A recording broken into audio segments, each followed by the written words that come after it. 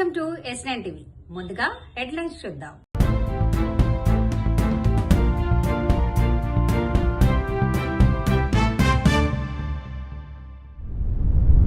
అకాల వర్షాలకు దెబ్బతిన్న పంటలు.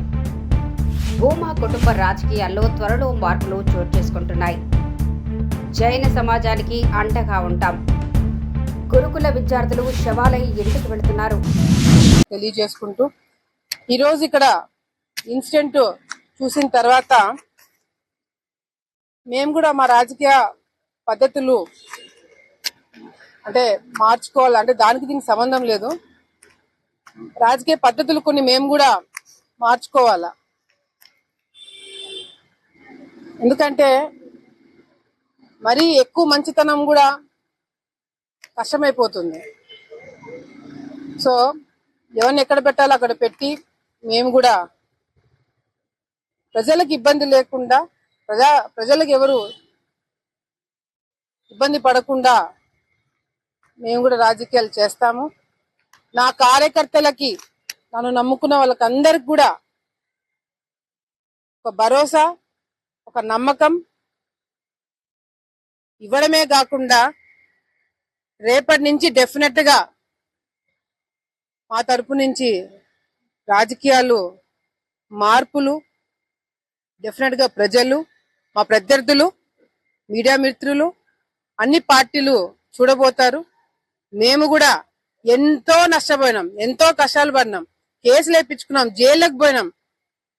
కొంతమందికి న్యాయం దొరుకుతుంది, కొంతమందికి న్యాయం దొరకట్లే. కొంతమంది కేసులు పెట్టడానికి కోర్టుకు పోతారు, కొంతమంది పెట్టిన కేసులు కోర్టుకు పోవట్లే. కొంతమందికి శిక్ష తప్పించుకుంటారు, కొంతమంది శిక్ష పడుతుంది. అది ఏందనేది కూడా హైకోర్టులో న్యాయం, చట్టం పైన మాకు గౌరవం ఉంది, ఇంకా నమ్మకం ఉంది. ఎక్కడో చోట ఇంకా న్యాయం జరుగుతుంది, చట్టాలు ఉన్నాయి, మనల్ని కాపాడుతాయన్న నమ్మకం మాకు కూడా ఉంది. డెఫినెట్ గా చట్టాలు అవన్నీ కొంతమందికే కాకుండా అందరికీ రావాలా, వచ్చేలాగా చేస్తాము అని తెలియజేసుకుంటూ మరొకసారి మమ్మల్ని నమ్ముకున్న వాళ్ళు ఎవరిని కూడా మేము మధ్యలో వదిలిపెట్టేది ఉండదు. చివరి వరకు న్యాయం దక్కేంత వరకు డెఫినెట్ గా వాళ్ళతో మేము ఉంటాము. వాళ్ళకి న్యాయం జరిగేంత వరకు వాళ్ళలో ఒకలాగా మేము. రాత్రి పారిగా ఇంటికి పోయినాం. బాగా గాల్పు దుమ్మాన వర్షం ఫుల్ పడ్డది. మేము పొద్దున వచ్చే వరకు మొక్కల పెట్టు పిట్టు పెట్టు నీళ్ళు జమ అయినాయి. నీళ్ళన్నీ బయట పారివేసినాం. పారివేసిన మొక్కలన్నీ నానిపోయినాయి. తీసి పక్కకేసాం. వేసిన తర్వాత మాకు ప్రభుత్వంపై కొనుక్కోలేదు. 3-4 రోజులు పట్టి ప్రభుత్వం కొనలేదు.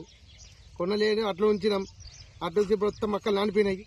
ఇప్పుడు కాస్త వేరే వాళ్ళు అయితే దళాలు అయితే ధర ఇవ్వాలి. ఇప్పుడు నానిపోయిన వాడికి ప్రభుత్వంపై కొనవాలా, కొని మద్దతు ధర ఇవ్వాలా. కంపల్సరీ ఇవి కొనుక్కొని మాకు ఏదో న్యాయం చేయాలి. న్యాయం చేయకుండా మేము ధర్నా చేస్తాం.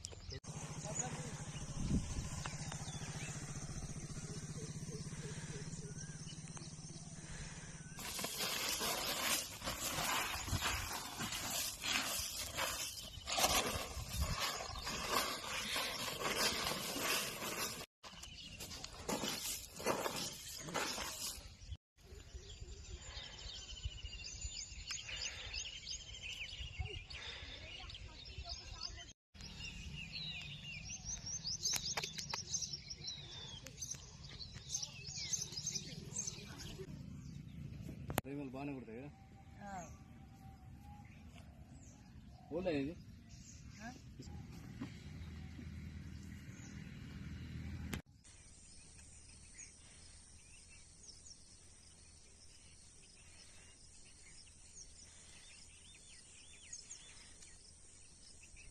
तो उसको मैं प्रपोजल नहीं जाता हूँ, एक बार तो आप लोग जानते। तो एक ही मैं बोलने का, हमारे जो उत्तर बगायत का भवन बने तो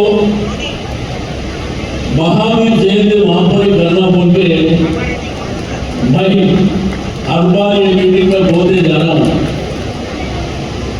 हमारा तेलंगाना गवर्नमेंट चेंज हो गए, कांग्रेस हुकूमत आई, वहां पर जगह भी बदल दी. आपको ये सो जगह ये नहीं होता वो नहीं होता बोल के एक साल सता दी.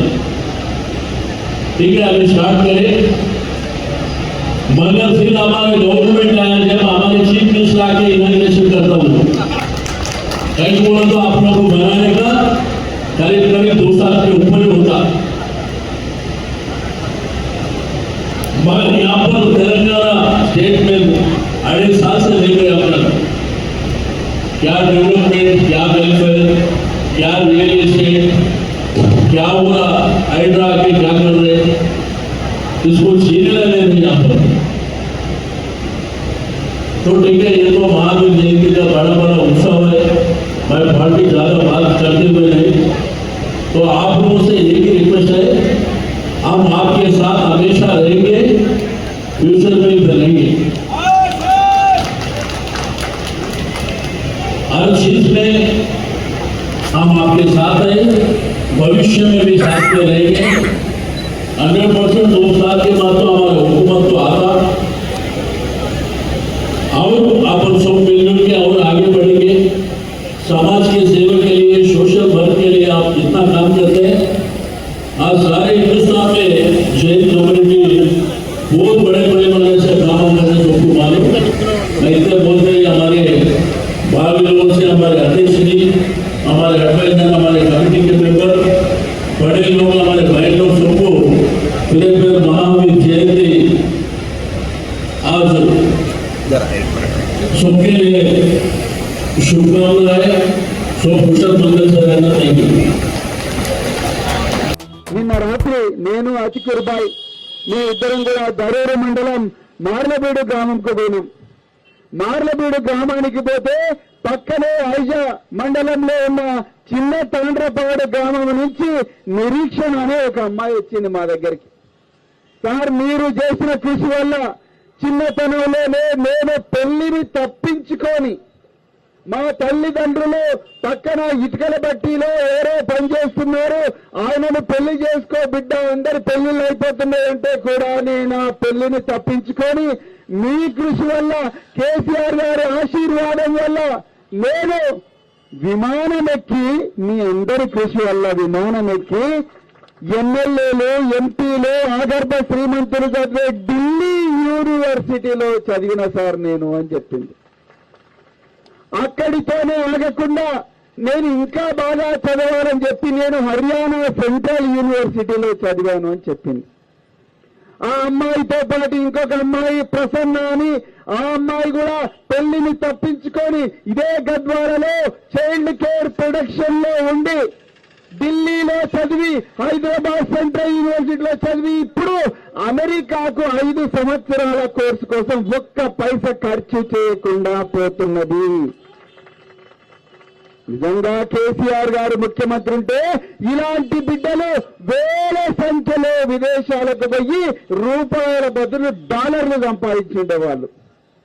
కానీ ఈరోజు కాంగ్రెస్ పాలనలో శవాల ఇంటికి వస్తున్నారు అన్నలారా.